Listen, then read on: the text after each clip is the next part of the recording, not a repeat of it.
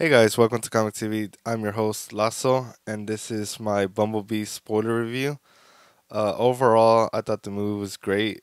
I think it's the best Transformers movie that we've seen in a while.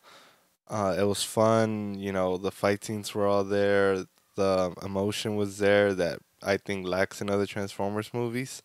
So yeah, I thought the movie was great. But let's get to it. The movie starts off in Cybertron. We see the Autobots fighting the Decepticons. As it looks like Cybertron's not fully destroyed, but it's kind of destroyed. And the Optimus decides to send Bumblebee, which he refers to him as B127, to Earth to set up operations for the Autobots so they can regroup in the year 1987, I think. So we see Bumblebee land, and Sector 7 is constructing like a training exercise, I think, and he lands and they think they got nuked. We get to see John Cena, which he was okay in the movie. But yeah, so we see Bumblebee, trying to calm them down, and then we see the Decepticon coming at him, and they fight, and that's how, and we get to see how Bumblebee loses his voice, which I was very weirded out when I first heard him talk. I just got so used to him just using the radio to talk. But yeah, we see him lose his voice, and he ends up killing the Decepticon, and then he sees a beetle and goes into hiding. So then, it translates to we get to meet the main character, Charlie Watson.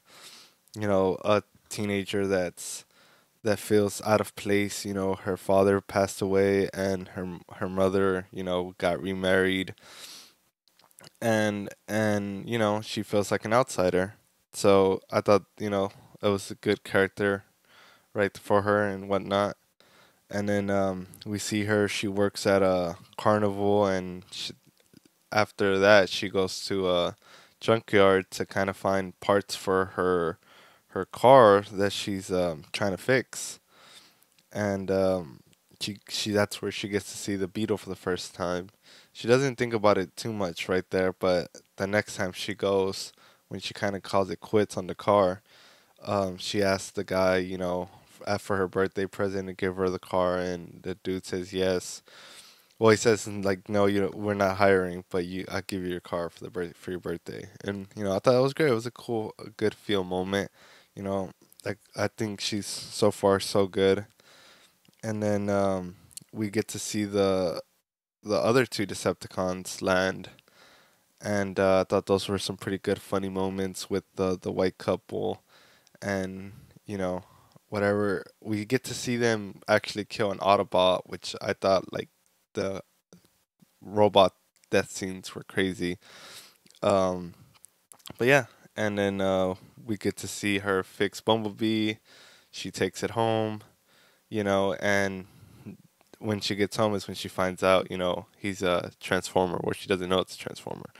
One thing I didn't realize was that Bumblebee lost his memory when he got into that fight. I thought that was pretty interesting.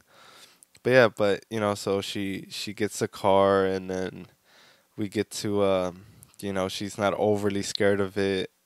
She wants to keep it safe, and she tries to train them to hide and only transform in front of her.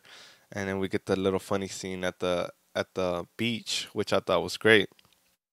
But then we transition to the Decepticons pretending like they're the good guys, and John Cena even makes a reference. It's like their name's Decepticons. That doesn't sound funny to you? But anyways, we get to see her. We get to see the guy next door that has a huge crush on her, and he finds out that the car's a robot as well, and she promised him. She tells him to promise not to say anything. I thought that was funny. But yeah, we get to see her, building a relationship with him, and I thought that was pretty great because I you didn't really get to see emotions from Transformers and other Transformers movies, So I thought that was great, and he she at one point she ends up leaving him by himself, and that's when everything goes to hell because he accidentally messes up the house, ends up sending a signal to the Decepticons, and they know where to find him. But yeah, and and she really got developed this bond with him, so she wanted to try to help him as much as she can, and she ends up breaking into the facility, to break him out of jail or break him out, I should say.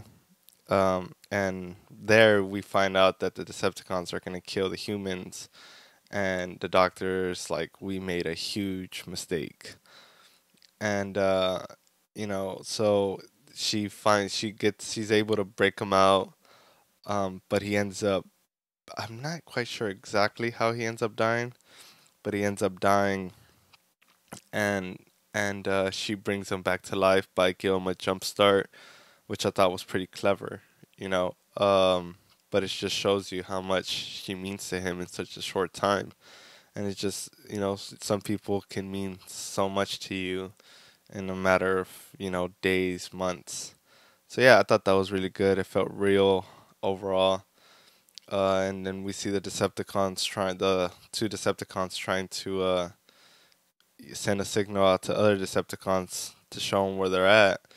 And Bumblebee and her are trying to stop it. And we also get to see that when she first wakes them up, they're getting chased, and the parents come in and save them. And I thought that was a pretty good moment. Um, but yeah, the fight scenes with Decepticons were pretty cool. I think they were better than past movies, past Transformers movies. You know, so yeah, we get to see, also we also get to see a traditional, like, while she's running, they're fighting, which I think we've seen a couple of times. I think in almost every Transformers movie, so it's nothing too special, but it was pretty cool to see. And then we see him, he kills one Decepticon, then he fights the next one, and he almost kind of sacrificed himself, excuse me, to stop the second one. But he's able to make it out unscathed, and then John Cena's character comes, and she tells him to run, that his buddies are coming, and he salutes Bumblebee, and Bumblebee gives him a fist bump. I thought that was great. Um, but yeah, so overall, I thought this movie was great. The fight scenes were great. There was a lot of emotion between, her and Bumblebee. Her and her mom's relationship was also pretty good. She lost her father. She's not ready to get over that. She's never gonna get over that. And I think I thought that was great. It shows that you can't just get over something so bad. But yeah, and then we see Bumblebee, and he's trying to, he kind, like I said, he doesn't remember who he is, so he tries to, connect with her, and he developed a huge bond with her. And at the end of the movie, he doesn't want to leave her, but you know, he has to go in order to help out his buddies. And I think at the end we get to see Optimus Prime tell him that seven more Transformers are on their way. So yeah, the only thing I'm not sure if this is a prequel or a reboot. It looks like a reboot to me, but I think we'll find out soon enough.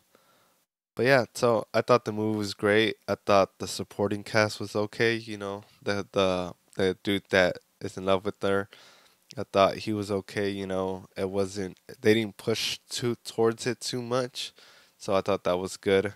But yeah, they definitely dived into showing you, you know, how she's coping with things, and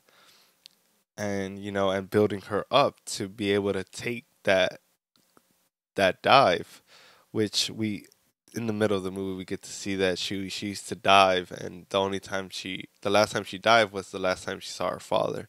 So by the end of the movie, it seems like that's what she's gonna do, and it was great. It shows that Bumblebee helped her get out of that slump in a way, and for a machine to do that, I thought, and they were able to pull it off in the movie. I thought it was great.